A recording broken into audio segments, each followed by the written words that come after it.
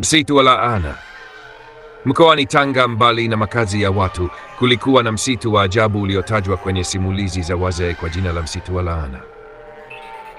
Wazee walidai kuwa msitu huo ulikuwa na roho zisizoeleweka na kwamba yote anayeingia humo usiku hatoki akiwa salama.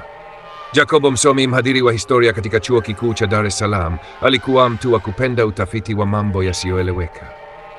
Akiwa na bidii ya kuthibitisha uhalisia wa simulizi za kale, aliamua kuufanyia uchunguzi msitu huo. Siku moja alifika Tanga na kupiga kambi kijijini karibu na msitu huo. Alihoji wakazi wa eneo hilo, lakini wengi walikataa kuzungumza kuhusu msitu huo. Mzee mmoja aliyeitwa Baba Nditi ndiye pekee aliyempa onyo kali. Kijana, msitu huo si wa kawaida, ukiingia huenda usitoke tena au utarudi ukiwa mtu mwingine. Jacobo hakusikiliza. Usiku wa manane, akiwa na tochi na daftari lake, aliingia msituni. Mara alipozama ndani, alihisi hali ya ajabu, kimya cha kutisha, upepo uliovuma bila kueleweka na harufu nzito ya uchafu. Alitembea kwa saa kadhaa bila kuona chochote cha ajabu hadi aliposikia sauti ya mtu akilia mbali.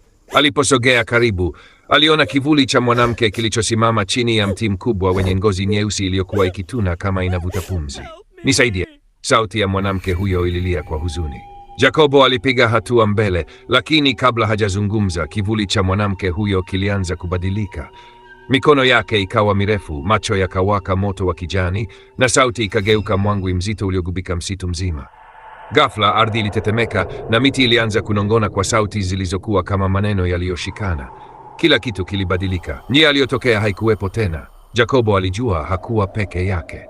Jacobo ataweza kutoka salama msituni? Nani ni huyo mwanamke wa kivuli? Endelea katika sehemu inayofuata.